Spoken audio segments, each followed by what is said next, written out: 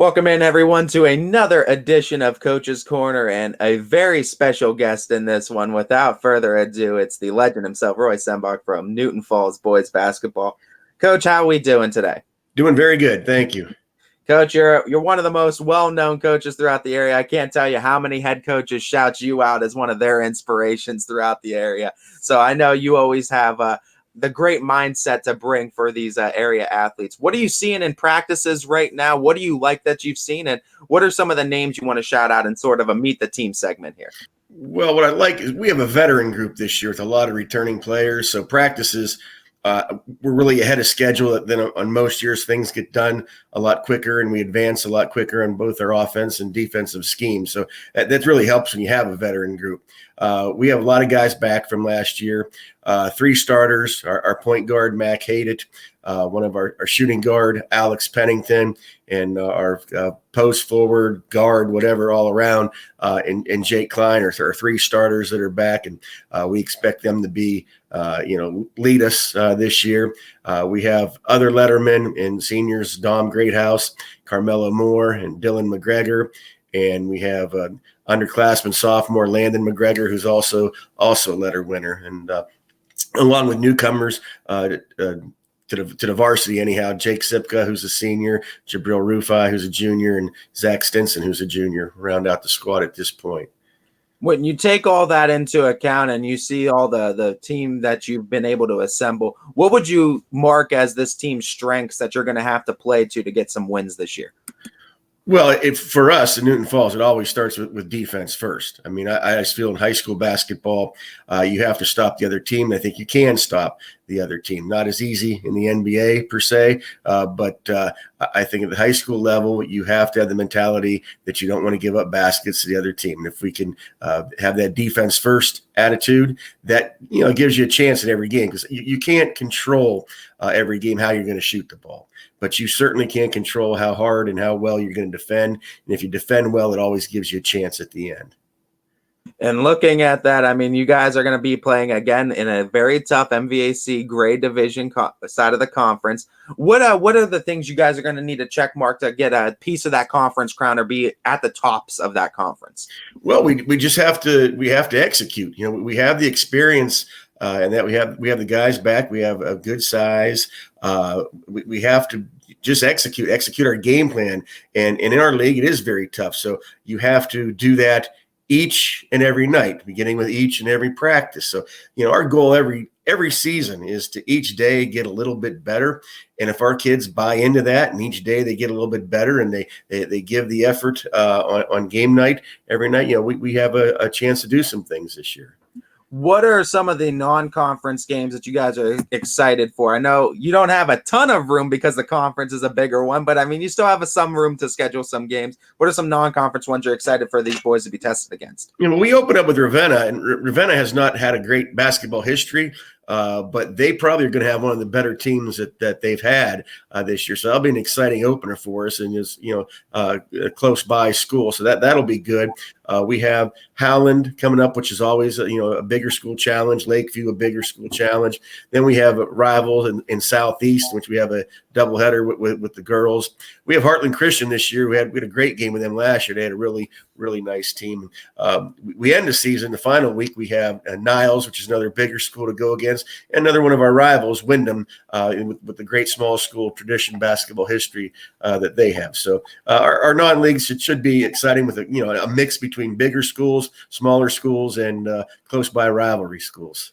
I'm curious, when you're looking at the team for a season, when you're trying to fare a season, when you have that schedule all laid out, what are some of the things that your coaching staff are looking for in practices that kind of determine if a player's getting playing time, if they're getting starting time? What are those little things that you and your other coaching staff look for that determine that? Well, number one is work ethic. I mean, you cannot play for us unless you're going to give 100% effort every day in practice. It starts with that. We tell our kids, we can't even begin to coach you unless you play hard. So it starts with playing hard. Once our kids buy into that and play as hard as they need to play, then coaching comes in, and we look for the things that any coach would look for: their skill level, how much they're improving every day. Can they help us? What's their role going to be? Is there a little niche they can have to get some playing time? Not everybody can be a star in a basketball team, but can somebody come in and provide shooting? Somebody come in and can provide extra ball handling. Somebody come in and get the ball off the glass. Somebody we can put in on defensive possessions late in the game that we know they can help us get a stop. So those are the type of things we look at, and we got good quality kids that hopefully can do a lot of those things this year. I ask this question to a lot of coaches, and you end up becoming their answers. So I feel like this means I'm old. Yeah, it's going to be interesting asking this to you. When you look at your coaching voice too, and what kind of really helped you establish that, what was some of the best advice you received from maybe a coach or a mentor that kind of helped establish your coaching voice and that you kind of carried with you as a coach throughout all these years? I played for and coached under legendary Gene Zorn, who was there for 32 years. This is my 36th. So we've had two coaches here at Newton Falls in almost 70 years. And as much as he taught me and I learned basketball from him and life from him, such a great person, he also gave me the most important advice of you have to be yourself. Okay, you can't try to imitate somebody else. You have to be yourself and do your thing. And and to show how that worked too, when Coach Zorn, like I said, I played for him, I coached under him. He remained one of our biggest fans until the day he passed away. But my very first year as head coach, he never came in the gym other than at the games. It never came in the gym at practice because he didn't want to put any pressure to see, like, am I doing things his way? Am I doing things the right way, so to speak? And then after that first year, and then I got established a little bit, then he'd pop in the gym at practices and never, never offered any advice unless I asked him something. And I always really appreciate that from him. That and again, it's just great advice. You have study the game, work hard at it, but you have to be yourself. You can't try to be somebody else. You can't say I'm going to be Rick Pitino. I'm going to be Coach K. You've got to study the game and then be yourself. Take bits and pieces from everybody. You can learn from anyone and everyone. And this is my 36th year, and I'm excited to see what I'm going to learn this year. Every single year, you learn something different, and you hope to improve and get a little better at what you do. Shout out a couple of the big things that you have learned in such a long career as a head coach. Some of the biggest things you've learned from then to now. Well, I specifically, it's hard to say. One thing I have learned, no matter what, and no matter how many years you've done this job, every single year something will come up that has never came up before. That'll be just crazy. Nothing more than the COVID years. I mean, that was those 2 years, especially the first one, was something else. But you're going to learn something new every single year. Talk about the challenges that athletes now face today that maybe they haven't in years past in some of the previous teams that you've coached. Well, that's hard to say. I think kids are really the same, but our times have changed. Social media is something that you have to be careful with it and deal with it. You never had before. And there's a lot of other things for kids to do. Back when I started, that's what you did. Now they got, they have their video games and things like that they want to go to. But basically, kids are the same. When they buy in, they're extremely fun to coach, and it's really not that much different than when I started. It really isn't. With all the things that you've taught these kids over the years, what's something that some of these kids have taught you?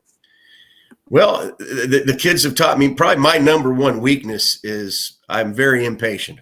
And with kids, and sometimes with slow growth and sometimes with mistakes that they make, you have to be patient. And, I'll be working on that until the day I stop coaching. But the kids certainly do. They help me with the patience and just what they taught me coaching basketball. It's you want to compete, you want to try to win every game you play, But the joy of coaching and the why I've done it for so long is the relationships you build with those kids and getting to work with them, seeing them grow and develop, see how they progress in the future as they become adults. And, now I'm getting to the point where I'm, starting to coach some of my players' kids and things like that. And that's the fun part, the great part. It's the journey every season and the relationships that you get to develop with your players.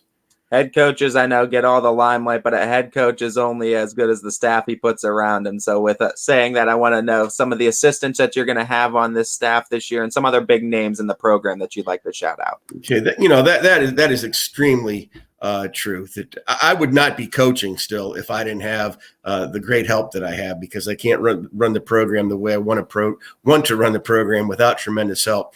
And most every coach says this: I have the best staff around. Well, I really challenge those other ones to say it's better than mine.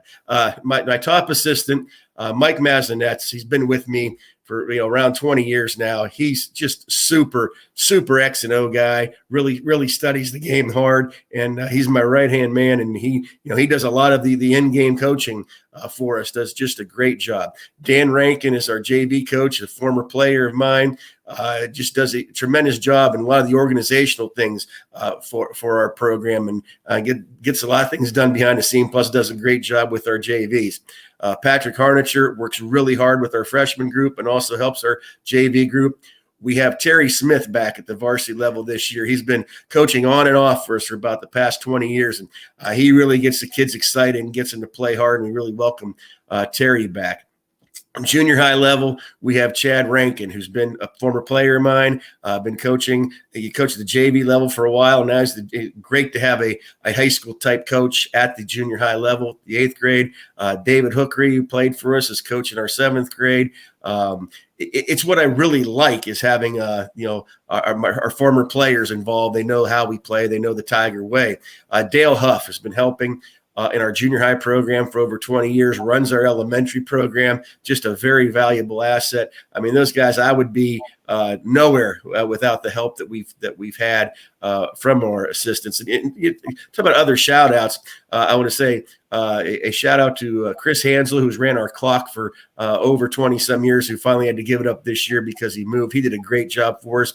And Terry Wentworth has been our official scorer since longer than I've been the head coach. He started, I think, like when I was still the JV coach, like 2 years before. So Terry's working on like 38 years as our official scorer. So when we talk, some teams talk about having a basketball family. We truly do have a Tiger basketball family that, pretty much goes all the way back until 1955. And we're very proud of that. And we want to keep that going.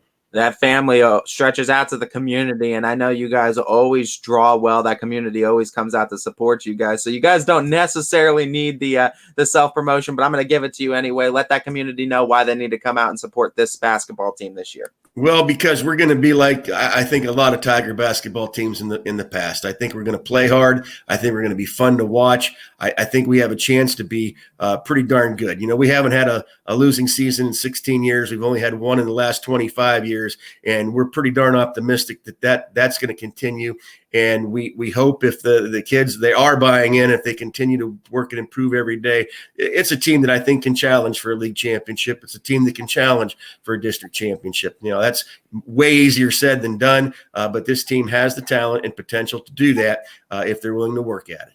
Coach, we're definitely excited for you, and we wish you the best of luck in this season and hope for that continued success over there in Newton Falls. You can, of course, catch some Newton Falls Tigers games. We'll have them on ysnlive.com completely free. Once again, thanks in part to our sponsors. Coach Roy Sembach is ready for the season, as this is the first edition of this year's Coach's Corner with Ty Bartell.